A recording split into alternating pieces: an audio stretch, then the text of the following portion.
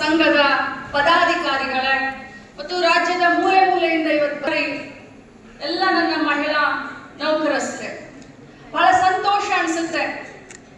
ಮಹಿಳೆ ನಡೆದು ಬಂದಂತ ದಾರಿ, ನಾನು ಭಾಷಣ ಒಂದು ಸ್ವಲ್ಪ ಜಾಸ್ತಿ ಮಾಡಬೇಕು ಅಂತ ನನಗೆ ಆಸೆ ಇತ್ತು. ಯಾಕಂದ್ರೆ ನಾವೆಲ್ಲ ಮಹಿಳೆ, ನಮಗೆ ಬೇರೆ ಜಾತಿ ಇಲ್ಲ, ನಮಗೆ ಯಾವ ಪಕ್ಷ ಇಲ್ಲ, ಮಹಿಳಾ ಜಾತಿ ಒಂದೇ. ಮಹಿಳೆಗೆ ಶಕ್ತಿ ತುಂಬಬೇಕನ್ನೋದು ಒಂದೇ ನಮ್ಮೆಲ್ಲರ ಕನಸು, ನಮ್ಮೆಲ್ಲರ ಉದ್ದೇಶ. ಮಹಿಳೆ ಅಂತಂದ್ರೆ ನನಗೆ ಬಹಳಷ್ಟು ಹೆಮ್ಮೆ. ನನಗೆ ಕೆಲವೊಂದು ಸಲ ನನಗೆ ಹೇಳ್ತಾರೆ ಜನ, ನೀನೇನಮ್ಮ ಬರೀ ಮಹಿಳಾ ಪರವಾಗಿದೆಯಾ, ನೀನು ಫೆಮಿನಿಸ್ಟ್ ಅಂತ ಕೇಳ್ತಾರೆ. ಫೆಮಿನಿಸ್ಟ್ ಅಂದ್ರೂ ಕೂಡ ಪರವಾಗಿಲ್ಲ, ಮಹಿಳೆಯರು ಮುಖ್ಯವಾಹಿನಿಗೆ ಬರಬೇಕು, ಮಹಿಳೆ ಸ್ವಚ್ಛಂದವಾದಂತ ಸ್ವತಂತ್ರವಾದಂತ ವಿಚಾರಧಾರೆಗಳನ್ನ ಇಟ್ಕೊಂಡು ಸಮಾಜದಲ್ಲಿ ಬದುಕನ್ನ ಕಟ್ಕೊಳ್ಬೇಕನ್ನುವಂಥದ್ದು ನಮ್ಮ ಉದ್ದೇಶ, ನಮ್ಮ ಸರ್ಕಾರದ ಉದ್ದೇಶ.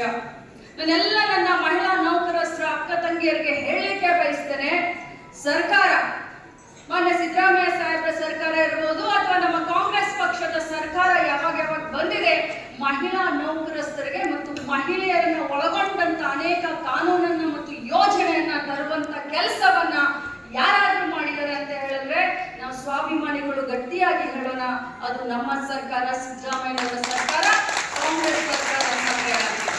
ಒಂದು ವೇಳೆ ನಾವು ನಡೆದಂತ ಇತಿಹಾಸವನ್ನ ನಾವು ಇವತ್ತು ನೆನಪಿಸ್ಕೊಳ್ಬೇಕಾಗುತ್ತೆ. ಒಂದು ಕಾಲದಲ್ಲಿ ಸತಿ ಸಹಗಮನ ಪದ್ಧತಿಯಿಂದ ನಾವೆಲ್ಲ ಎದ್ದು ಬಂದಿದ್ದೇವೆ. ಇದೇ ದೇಶದಲ್ಲಿ ಆ ಸಂಸ್ಕೃತಿ ಇತ್ತು. ಒಂದು ಕಾಲದಲ್ಲಿ ಸತಿ ಸಹಗಮನ ಪದ್ಧತಿ, ಗಂಡ ಸತ್ತ ತಕ್ಷಣ ಹೆಣ್ಣು ತಲೆ ಎಲ್ಲ ಬೋಳಿಸ್ಕೊಳ್ಬೇಕಾಗಿತ್ತು. ಯಾವ ರೀತಿ ವನವಾಸವನ್ನ, ಯಾವ ರೀತಿ ಜೀವನವನ್ನ, ನರಕ ಯಾತನೆಯನ್ನ ಕಂಡಂತ ಈ ಹೆಣ್ಣು ಇವತ್ತು ನಮ್ಮ ಭಾರತ ದೇಶದ ಹೆಮ್ಮೆ ಮಗಳು, ಕರ್ನಾಟಕ ರಾಜ್ಯದ ಹೆಮ್ಮೆ ಮಗಳು, ಇವತ್ತು ಯಾವ ಮಟ್ಟಕ್ಕೆ ನಾವು ಮುಂದೆ ಬಂದಿದ್ದೀವಿ ಅಂತ ವಿಚಾರ ಮಾಡಿದಾಗ ಒಮ್ಮೊಮ್ಮೆ ನಮಗೆ ಮನಸ್ಸು ಅನಿಸುತ್ತೆ. ಆದ್ರೆ ಈಗಿನ ಪ್ರಸ್ತುತ ಕಾಲಘಟ್ಟದಲ್ಲೂ ಕೂಡ, ಅದರಲ್ಲೂ ನೀವೆಲ್ಲರೂ ಕಲ್ತಂತವರು, ಸ್ವಂತ ಶಕ್ತಿಯ ಮೇಲೆ ಸರ್ಕಾರದಲ್ಲಿ ಯಾವುದೋ ಒಂದು ಉದ್ಯೋಗದಲ್ಲಿ ತಾವು ಕೆಲಸವನ್ನ ಮಾಡ್ತಾ ಇದ್ದೀರಾ, ಇಷ್ಟೊಂದು ಸಂಘಟನೆಯಲ್ಲಿದ್ದೀರಾ, ಬಹಳಷ್ಟು ಕಾಮನ್ ಸೆನ್ಸ್ ಇದೆ ತಮಗೆ, ಬಹಳಷ್ಟು ಕಲ್ತಿದ್ದೀರಾ. ಆದ್ರೂ ಕೂಡ ಇಂಥ ಸಂದರ್ಭದಲ್ಲೂ ತಾವು ಕೂಡ ಕಷ್ಟವನ್ನ ಅನುಭವಿಸ್ತೀರಾ ಅಂತ ನನ್ನ ಗಮನಕ್ಕೆ ಬಂದಾಗ ನಿಜವಾಗ್ಲೂ ನನಗೆ ಬಹಳಷ್ಟು ವಿಚಾರ ಮಾಡ್ಬೇಕಲ್ಲಪ್ಪ, ಈ ಮಟ್ಟಕ್ಕೆ ನಾವು ಬೆಳೆದ್ರೂ ಕೂಡ ಇನ್ನೂ ಹೆಣ್ಣಿನ ಶೋಷಣೆ ಆಗ್ತಾ ಇದೆ ಅಂತ ಒಮ್ಮೆ ವಿಚಾರ ಮಾಡ್ತಾ ಇರ್ತೀನಿ ನಾನು. ಇವತ್ತು ನಾವು ಕಾನೂನನ್ನ, ಸರ್ಕಾರದಲ್ಲಿ ಅನೇಕ ಯೋಜನೆಯನ್ನ ನಾವು 3ನೇ ಮಹಡಿಯಲ್ಲಿ ಕ್ಯಾಬಿನೆಟ್ ನಲ್ಲಿ ಡಿಸಿಷನ್ ತಗೊಳ್ತೀವಿ, ಮಾಡ್ತೀವಿ.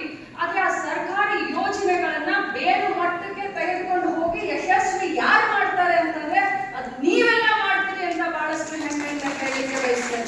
ಇದು ಯಾವುದೇ ಸರ್ಕಾರಕ್ಕೆ ಒಳ್ಳೆ ಹೆಸರು ಬರಬೇಕಾದ್ರೆ, ಕೆಟ್ಟ ಹೆಸರು ಬರಬೇಕಾದ್ರೆ ಸರ್ಕಾರಿ ನೌಕರಸ್ಥರ ಪಾತ್ರ ಬಹಳಷ್ಟಿರುತ್ತೆ. ನನ್ನ ಮಹಿಳೆಯರಿಗೆ, ನನ್ನ ಅಕ್ಕ ತಂಗಿಯರಿಗೆ ಹೇಳಲಿಕ್ಕೆ ಬಯಸ್ತೇನೆ. ನಾನು ಮೊದಲೇ ಹೇಳದ ಹಾಗೆ ಇವತ್ತು ಪ್ರಸ್ತುತ ಬಹಳಷ್ಟು ಜನ ಮಾತನಾಡಿದ್ದಾರೆ. ರೋಶ್ನಿ ಗೌಡ ಮಾತಾಡಿದ್ದಾರೆ, ನಾಗಲಕ್ಷ್ಮಿ ಚೌಧರಿ ಮಾತಾಡಿದ್ದಾರೆ, ಮಾನ್ಯ ಮುಖ್ಯಮಂತ್ರಿಗಳು ಕೂಡ ಹೇಳ್ತಾರೆ. ಮಹಿಳಾ ಸಬಲೀಕರಣದ ನಮ್ಮ 5 ಗ್ಯಾರಂಟಿಯಲ್ಲಿ 3 ಗ್ಯಾರಂಟಿ ಮಹಿಳಾ ಸಬಲೀಕರಣಕ್ಕೆ ನಾವು ತೆಗೆದುಕೊಂಡು ಬಂದಿದ್ದೀವಿ. ಗೃಹಲಕ್ಷ್ಮಿ, ಶಕ್ತಿ, ಬಹಳಷ್ಟು ಅನ್ನಭಾಗ್ಯ. ಆದ್ರೆ ಅದರ ಜೊತೆಯಲ್ಲಿ ಮೊನ್ನೆ ನಡೆದಂತ ನಮ್ಮ ICDS ಕಾರ್ಯಕ್ರಮ 50 ವರ್ಷದ ಸ್ವರ್ಣ ಸಂಭ್ರಮವನ್ನ ಮಾಡಿದಂತ ಸಂದರ್ಭದಲ್ಲಿ ಹೊಸದಾಗಿ ಅಕ್ಕ ಪಡೆ ಅಂತ ಹೇಳಿ ಮಹಿಳೆಯರ ಸುರಕ್ಷತೆಗೆ ಆದ್ಯತೆಯನ್ನ ಕೊಡಬೇಕು ಅಂತ ಹೇಳಿ ಅಕ್ಕ ಪಡೆಯನ್ನ 31 ಜಿಲ್ಲೆಯಲ್ಲಿ ನಾವು ನಮ್ಮ ಇಲಾಖೆ, ಮಹಿಳಾ ಮಕ್ಕಳ ಕಲ್ಯಾಣ ಇಲಾಖೆ ಜೊತೆಯಲ್ಲಿ ಗೃಹ ಇಲಾಖೆಯ ಸಂಯೋಗದೊಂದಿಗೆ ನಾವು ಪ್ರಾರಂಭ ಮಾಡ್ತಾ ಇದ್ದೇವೆ. ಅತಿ ಶೀಘ್ರದಲ್ಲಿ ಅದರ ಬಗ್ಗೆ ಅರಿವನ್ನ ಮೂಡಿಸ್ಲಿಕ್ಕೆ ತಮ್ಮ ಸಂಘಟಕರಿಗೆ ಅದರ ಬಗ್ಗೆ ಏನೇನು ಇದಾವೆ, ಅದರ ಆಗು ಹೋಗುಗಳು ಯಾವ ರೀತಿ, ಅಕ್ಕ ಪಡೆ ಯಾವ ರೀತಿ ಕೆಲಸ ಮಾಡುತ್ತೆ, ಅಕ್ಕ ಪಡೆಯನ್ನ ತಾವು ಯಾವ ರೀತಿ ಬಳಸ್ಕೊಳ್ಬಹುದು ಅನ್ನೋದನ್ನ, ಆ ಸುತ್ತೋಲೆಯನ್ನ ತಮ್ಮ ಅಧ್ಯಕ್ಷ ಕೈಗೆ ನಾನು ಕೊಡ್ತೀನಿ. ತಮ್ಮೆಲ್ಲರಿಗೂ ಅಭಿನಂದಿಸ್ತೀನಿ.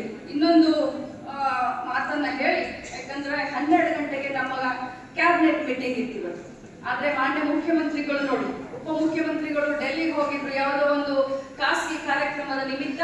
ಏರ್ಪೋರ್ಟ್ ಇಂದ ಸೀದಾ ನಮ್ಮ ಕಾರ್ಯಕ್ರಮ ಬಂದಿದ್ದಾರೆ ಅಂತಂದ್ರೆ ನಮ್ಮ ಮಹಿಳೆಯರು ಕೊಡುವಂತ ಒಂದು ಮರ್ಯಾದೆ. ಅದರ ಜೊತೆ ಮಾನ್ಯ ಮುಖ್ಯಮಂತ್ರಿಗಳು ಕ್ಯಾಬಿನೆಟ್ಗೆ 5 ನಿಮಿಷ ಹೆಚ್ಚು ಕಡಿಮೆ ಯಾವ್ದಾದ್ರು ಮಂತ್ರಿಗಳು ಬಂದ್ರೆ ವಾಚ್ ಕೊಡ್ಕೊಳ್ತಾರೆ, ನಮ್ಗೆಲ್ಲರಿಗೂ ಕ್ಲಾಸ್ ತಗೊಳ್ತಾರೆ. ಆದ್ರೆ ಇವತ್ತು ಸ್ವತಃ ಮುಖ್ಯಮಂತ್ರಿಗಳು 45 ನಿಮಿಷ ತಡವಾಗಿದ್ರು ಕೂಡ ಸುಮ್ಮನೆ ಕೂತ್ಕೊಂಡಿದ್ದಾರೆ ಅಂತಂದ್ರೆ ಮಹಿಳೆಯರಿಗೆ ಕೊಡುವಂತ ಗೌರವ, ಆದರ ಮತ್ತು ಸನ್ಮಾನ. ಒಂದು ವೇಳೆ ನಾವು ಯಾವತ್ತಿಗೂ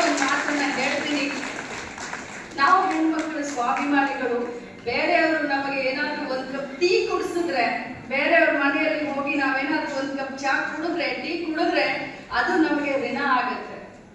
ಯಾವಾಗ ನಾವು ಅವ್ರನ್ನ ನಮ್ಮ ಮನೆಗೆ ಕರೆದು ಟೀ ಜೊತೆಯಲ್ಲಿ ಉಪಮಾನ ಕೊಟ್ಟಾಗ ನಮ್ಮ ಋಣ ಕಡಿಮೆ ಆಗುತ್ತೆ ಅಂತ.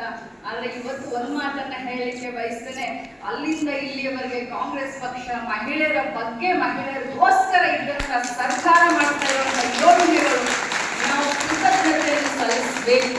ಹಾಗೆ ಹೇಳಿದ್ರು, ತಾವು ಎದ್ದು ನಮಸ್ಕಾರ ಮಾಡಬಾರ್ದು, ಇದು ನಮ್ಮ ಹಕ್ಕು. ಆ ಹಕ್ಕನ್ನ ಇವತ್ತು ಋತುಚಕ್ರ ರಜೆಯನ್ನ 1 ವರ್ಷಕ್ಕೆ 12 ದಿನ, ಪಾಪ ರೋಶ್ನಿ ಓದ್ಬೇಕಾದ್ರೆ ಏನೋ ಹೆಚ್ಚು ಕಡಿಮೆ ಮಾಡಿದ್ರು. ನಗರ ಮಾಡ್ಬೇಕಾದ್ರೆ ಹೇಗಿತ್ತು ಗೊತ್ತಾ, 26 ವರ್ಷದ ಹಿಂದೆ ದದಬಬ ಅಂತ ಇದ್ದೆ, ಇವತ್ತು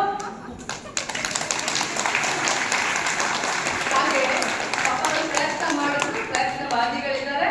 ನನ್ನ ಇಲಾಖೆಯಲ್ಲಿ ಈ ಮಹಿಳಾ ನೌಕರರ ಸಂಘಕ್ಕೆ ಒಂದು ಆಫೀಸ್ಗೆ ಮಾನ್ಯ ಹೊರಟ್ಟಿ ಸಾಹೇಬರು ಹೇಳಲಿಕ್ಕೆ ಒಂದು ಆಫೀಸ್ ಅನ್ನು ಕೊಟ್ಟಿದ್ದೇನೆ. ನಾನು ಮಾನ್ಯ ಮುಖ್ಯಮಂತ್ರಿಗಳ ಹತ್ರ ಚರ್ಚೆ ಮಾಡಿ, ಯಾಕಂದ್ರೆ ನಾನು ಒಬ್ಬ ಮಹಿಳೆ ಇದ್ದೀನಿ, ಸೊ ಖಂಡಿತವಾಗ್ಲೂ ತಮ್ಮನ್ನ ಅಲ್ಲಿಂದ ಹೊರಗಡೆ ಕಳಿಸಲ್ಲ. ಯಾಕಂದ್ರೆ ಅದು ನನ್ನ ಮರ್ಯಾದೆ ಪ್ರಶ್ನೆ. ನಾನು ಯಾವತ್ತೂ ನನ್ನ ಬಿಟ್ಕೊಡೋದಿಲ್ಲ. ಮಾನ್ಯ ಮುಖ್ಯಮಂತ್ರಿಗಳ ಪರ್ಮಿಷನ್ ತೆಗೆದುಕೊಂಡು ಉಪಮುಖ್ಯಮಂತ್ರಿಗಳ ಹತ್ರ ಮಾತನಾಡಿ ತಮಗೆ ಅದನ್ನ ಆಫೀಸನ್ನ ಯಾವ ರೀತಿ ನಾವು ಕೊಡಬಹುದು ಅನ್ನೋದ್ರ ಬಗ್ಗೆ ನಾನು ಗಮನ ಹರಿಸ್ತೀನಿ ಅಂತ ಹೇಳಿ ತಮ್ಮೆಲ್ಲರಿಗೂ ಅಭಿನಂದನೆ ಸಲ್ಲಿಸ್ತೀನಿ. ಕಾನೂನಿನ ಅರಿವು, ತಮ್ಮ ಹಕ್ಕಿನ ಅರಿವನ್ನ ತಾವು ಇಟ್ಕೊಳ್ಬೇಕು. ಅವಾಗ ಬೇರೆಯವರಿಗೆ ಕಾನೂನಿನ ಅರಿವು ಮತ್ತು ಹಕ್ಕಿನ ಅರಿವನ್ನ ಕೊಡ್ಲಿಕ್ಕೆ ಸಾಧ್ಯ. ಸಂವಿಧಾನ ಶಿಲ್ಪಿ ಡಾಕ್ಟರ್ ಅಂಬೇಡ್ಕರ್ ಅವರ ಕಂಡಂತ ಕನಸು ನನಸಾಗಲಿಕ್ಕೆ ಸಾಧ್ಯ ಅಂತ ಹೇಳ್ತಾ ಇನ್ನೊಮ್ಮೆ ತಮ್ಮೆಲ್ಲರಿಗೂ ಅಭಿನಂದಿಸಿ ನನ್ನ ಮಾತುಗಳನ್ನು ಜೈ ಹಿಂದ್, ಜೈ ಕರ್ನಾಟಕ, ಜೈ ಮಹಿಳಾ ನೌಕರರ ಸಂಘ. ಹೆಚ್ಚಿನ ವಿಡಿಯೋಗಳಿಗೆ ಪ್ರತಿಧ್ವನಿ ಯೂಟ್ಯೂಬ್ ಚಾನೆಲ್ ಸಬ್ಸ್ಕ್ರೈಬ್ ಮಾಡಿ, ಬೆಲ್ ಐಕಾನ್ ಕ್ಲಿಕ್ ಮಾಡಿ.